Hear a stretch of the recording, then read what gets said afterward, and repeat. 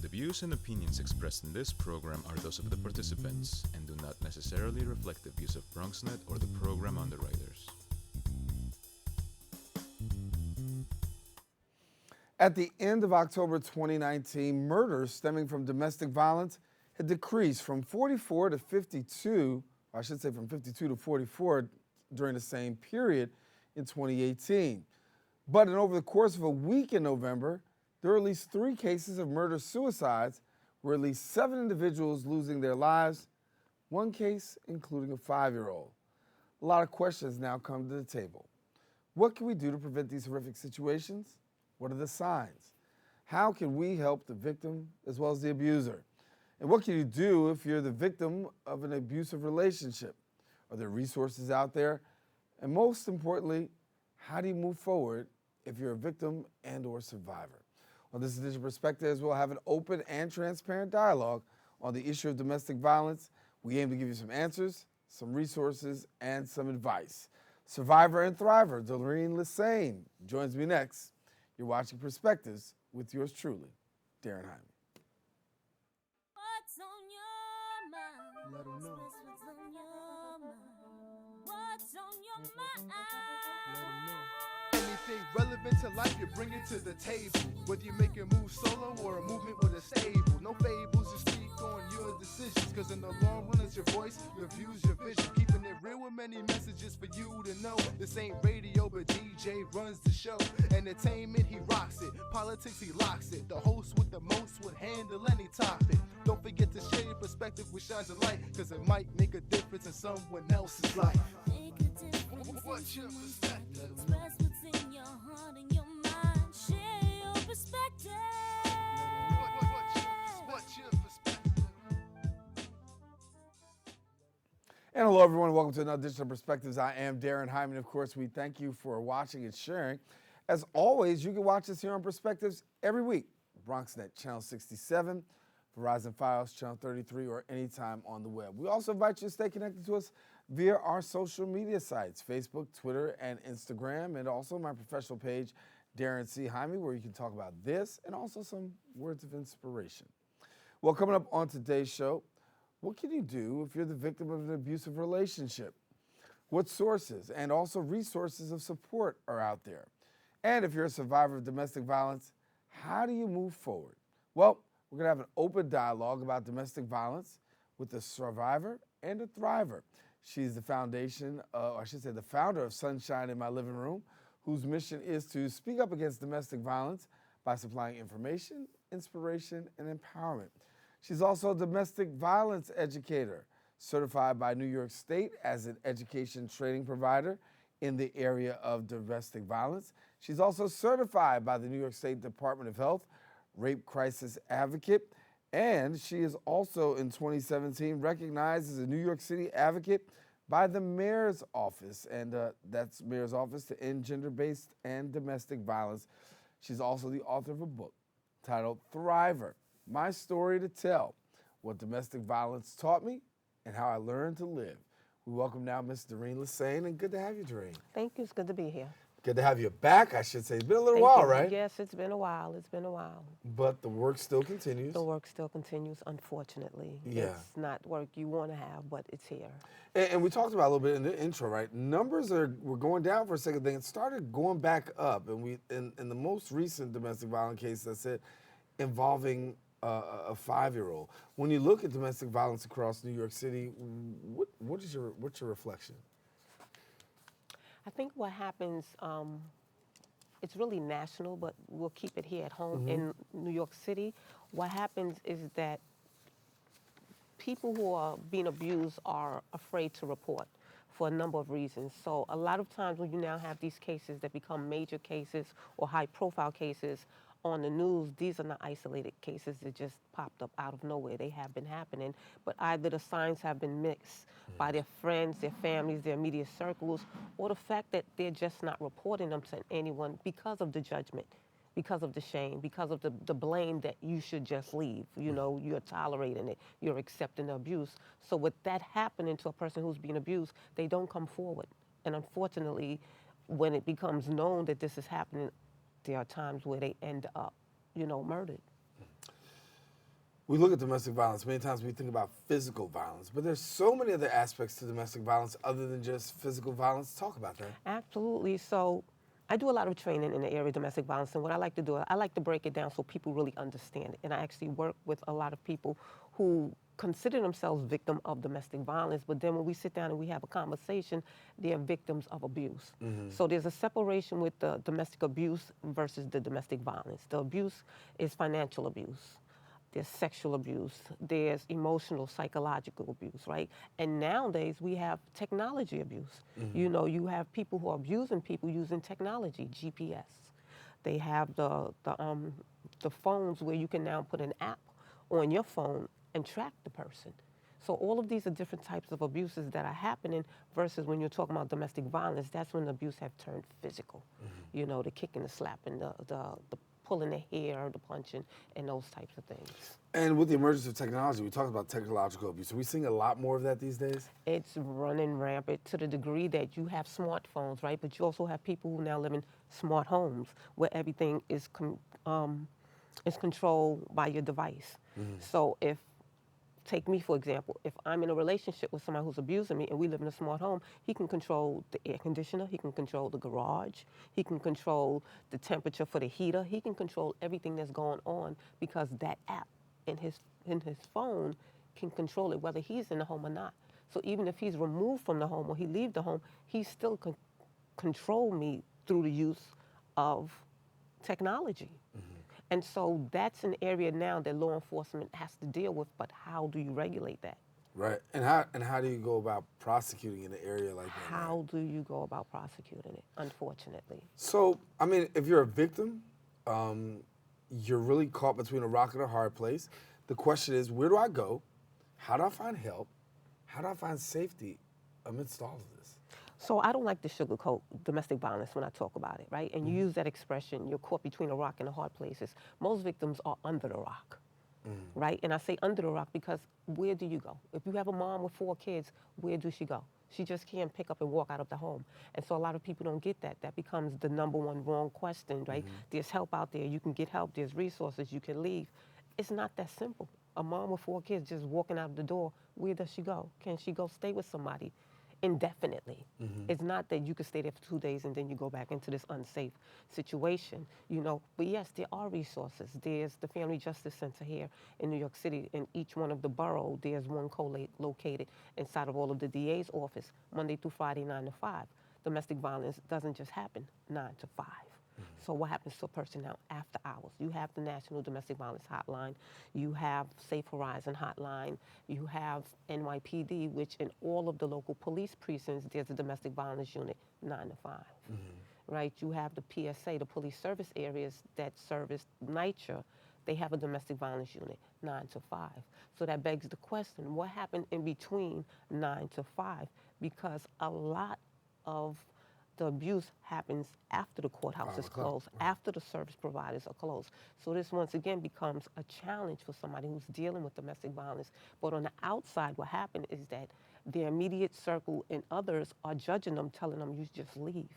Leaving is a process because no one leaves an abusive relationship. You escape. And escaping means that you have to plan right down to the second that you leave. Because once again, going back to these murders that occurred, if you look at 2 of them, as they reported them, the one with the 5-year-old, she was in the process of getting a divorce.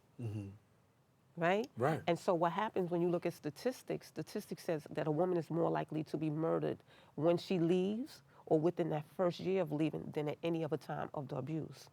Right? And that during stays, that and that separation. stays in a woman's mind. Absolutely. And that's just how it is. And so when you look at domestic violence with power and control, if I'm leaving, you no longer have the power or the control over me. And so for a lot of abusers, when you look at the research, that's when they tend to do that harm to them to the degree where they murder them. I want to come back to the issue of reporting. I want to take a break and Yes. talk about reporting, right? Because that's a very important thing. But yet and still, there's still some challenges on the part of reporting, and then also what happens after a report is made. Talk about that Yes. when we return with Doreen right after this.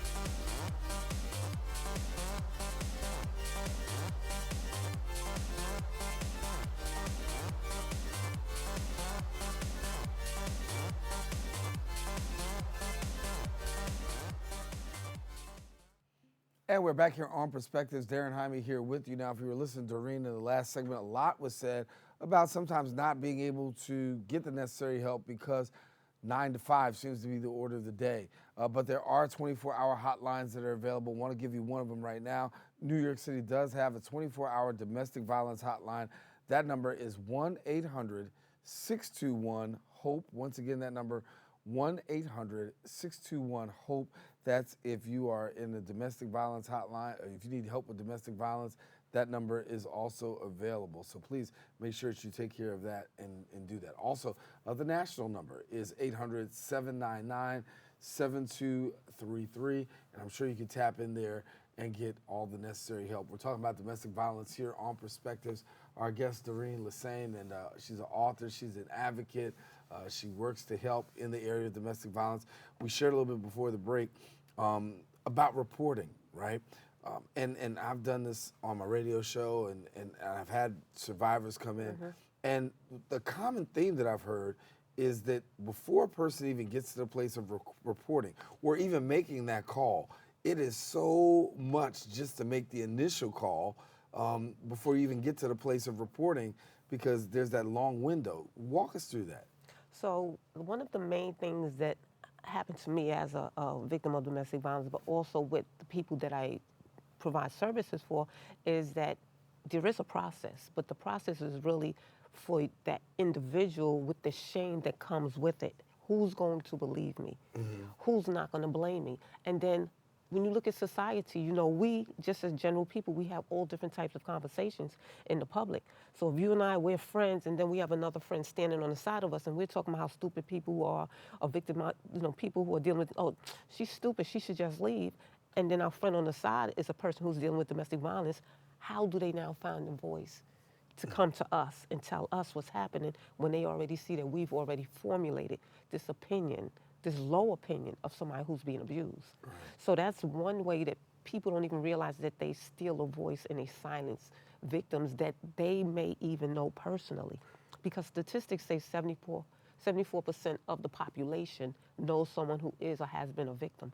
And a lot of times, especially with the stories coming out, the story with the 5-year-old, I actually know someone who knows the family personally. And what she said to me is that no one had any indication. Wow. Right? And a lot of times people say, but I had no clue this is what was happening. But that person is not going to tell you when they hear your opinion of people that has or is experienced with domestic violence. And then you go to the next level, was when I report it, who am I reporting it to? Because most victims don't even self-identify as victims.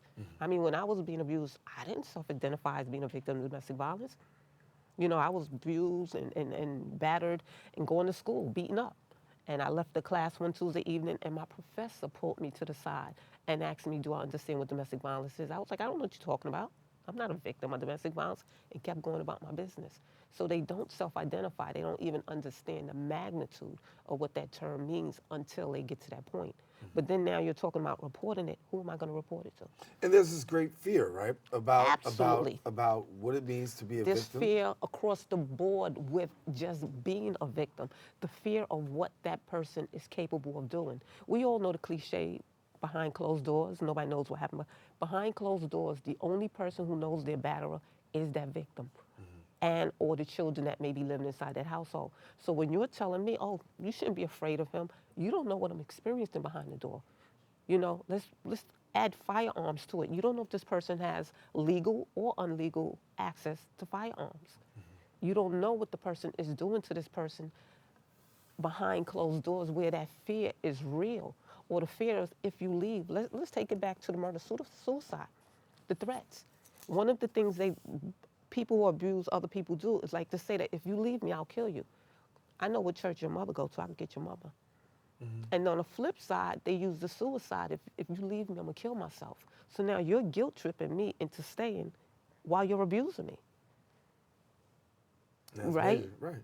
So just think about that. So now, not only am I in fear of my life, the life of my family, but I'm also in fear of that if I try to leave, you're gonna kill yourself. I have to live with that. So a lot of those factors keep people in place, keep them from reporting. Take me to a household that has children inside. Mother, father are constantly engaging in domestic violence. But I'm a child watching this go on and seeing this go on, and we know that this is prevalent in many households. yes.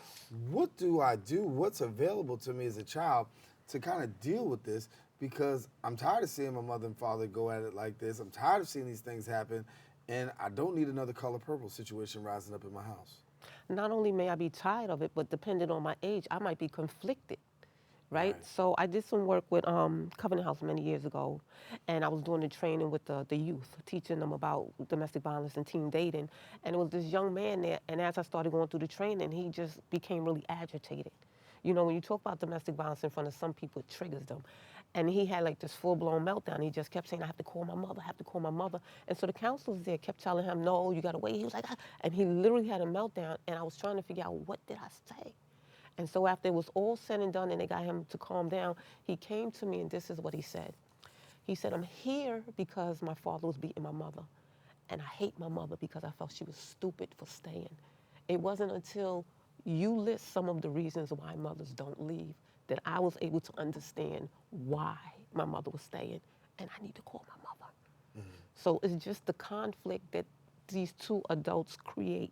You know, one unknowingly because they're a victim, and the other one because they're a batterer. And another thing with children is that children are victim of circumstances. They have no control over what's going on inside the home. Right? And so a lot of our young people who are out on the street come from these households where there's violence, and we judge them. He needs to be in school. She needs to stop hanging out with these older men. A lot of them come out of that environment and find themselves in the street, on the corner, doing all of the things we know they should not be doing, but for them, they're safer there in the street than they are at home because guess what? They can't stop the fight, you know? And another thing that we're also guilty of is us in media, right? How Absolutely. we tell the story. Absolutely, 100%. And so, no, you're 100%. right. We have to own it, right? There's a certain part 100%. how we tell the story, and sometimes we don't allow victims to tell a story. I spent some time, Syracuse University, the workshop, dealing specifically with that, of how we don't necessarily allow victims the opportunity to tell the story. We tell the story, or even some of the words that we say and how we do this, we further demonize and prevent Absolutely. people from coming forward and being able to report. And not only does the media do that, another thing they do, they forget that these women that are being murdered leave families behind. So now the way you report it, what you do, you further traumatize these families. Because domestic violence, when it's reported by the media, they report it as it's an individual situation, the victim, the victim, the victim. They don't report it in terms of what the person who was abusing the victim did. It's about their behavior. It's not about the victim. But the victim makes the story so much better.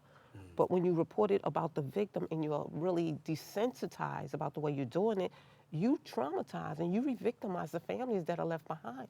Imagine having a loved one who was murdered by a loved one, and now it makes the news everywhere. And now I have to watch the news. And I could say that from a personal standpoint because, you know, I'm a survivor of domestic violence, right? I don't use that term anymore because I'm not in survival mode, but realistically, I'm a survivor of it. And the person who was abusing me, although I had left, I was gone, like 18 years in the future, he ended up in the newspaper for setting somebody's face on fire. Wow. Right? And my younger daughter was sitting in class when her professor came with the paper and asked her, do you know this man? Because she looks exactly like him with his last name, right? So she stopped going to school for 3 months.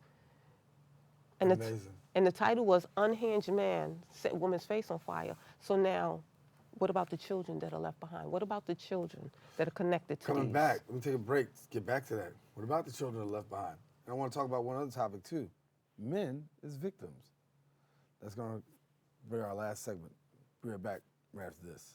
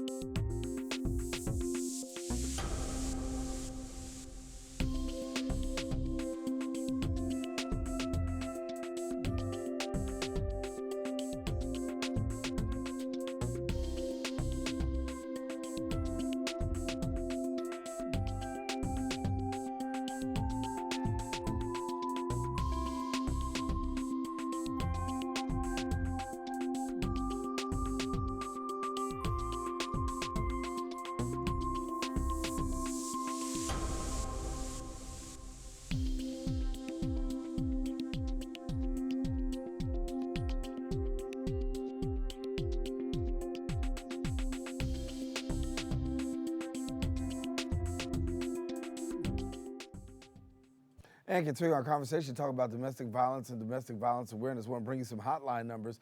In New York City, there is a 24-hour hotline number that you can call if you're dealing with domestic violence. This is for support and resources. That number, 800-621-HOPE. If you know someone, if you are someone who's experiencing behavior from a partner, please give that a call.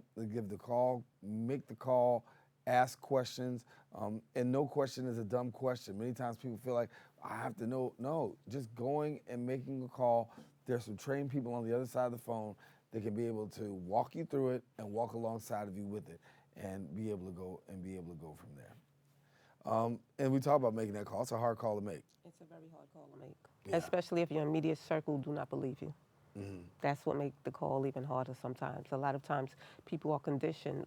Look at another reason when you're talking about barriers to leaving, religious, cultural. You know, growing up in the era where, you know, when a man and woman get married, you stay together for better or for worse, right? Or religious reason, you know, there's no such thing as divorce in our family. So how do I make that call if I'm coming from that aspect? And Cultural. also, yeah, the eye opener also came for me when I was sitting with a group of people, and a young lady talked about, I did not want to talk about domestic violence simply because I didn't want to talk about it with my father, because I understood that if I told my father, if I've heard my father say already, you know, I'll kill somebody, I'll go to jail. And I didn't want to lose my dad. So because I didn't want to lose my dad, I stayed and dealt with it as opposed to telling my father because I knew what my father would do. A lot of layers.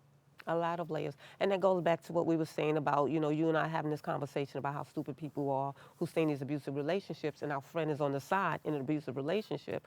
Here's the conversation, and now how do I tell them if that's how they feel about it? So the same thing with that young lady. If that's her concept, her father told her, I'm going to kill it, so now I'm going to lose him and I'm going to lose my father, I'm just going to stay quiet. But that's to the disservice because, once again, people have that dialogue without the education. And that's why I say it's important to educate yourself really on what domestic violence is. It's not what you see on the media. It's not just about if he beat you, I'm going to kill him. It's not all of these nuances that we think it is. So we're so ingrained on thinking about, let me learn about what domestic violence is, as opposed to also let's learn about it, what it is not.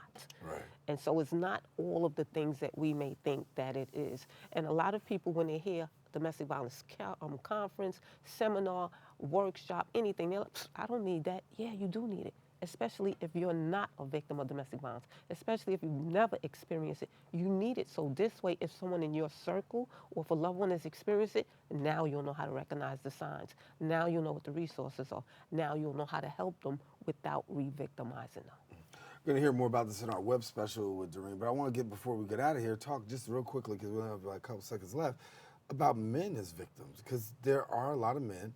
We traditionally hear women, but there are a lot of men who are victims as well.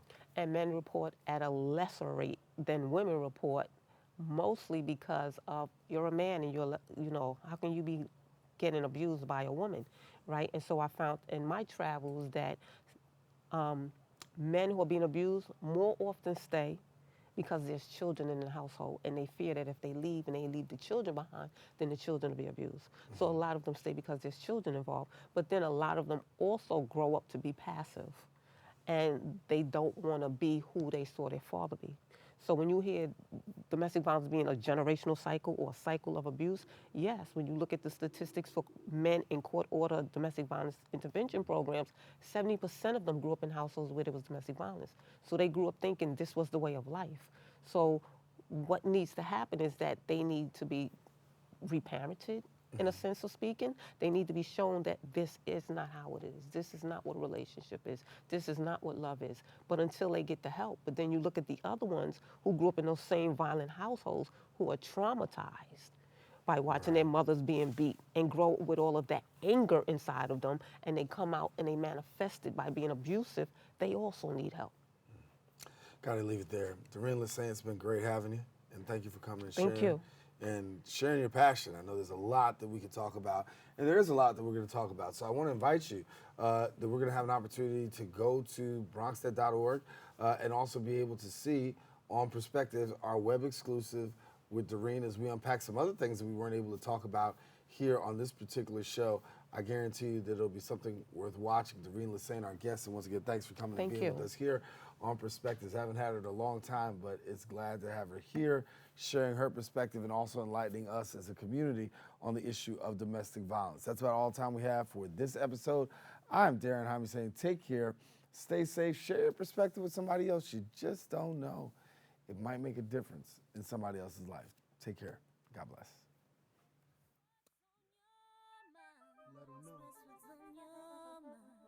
What's on your mind?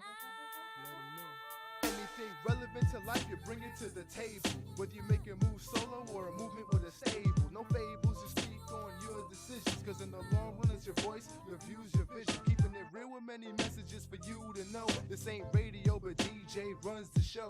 Entertainment, he rocks it. Politics, he locks it. The host with the most would handle any topic. Don't forget to share your perspective with shines of light. Cause it might make a difference in someone else's life. Make a difference. What's your perspective? Express what's in your heart and your mind. Share your perspective.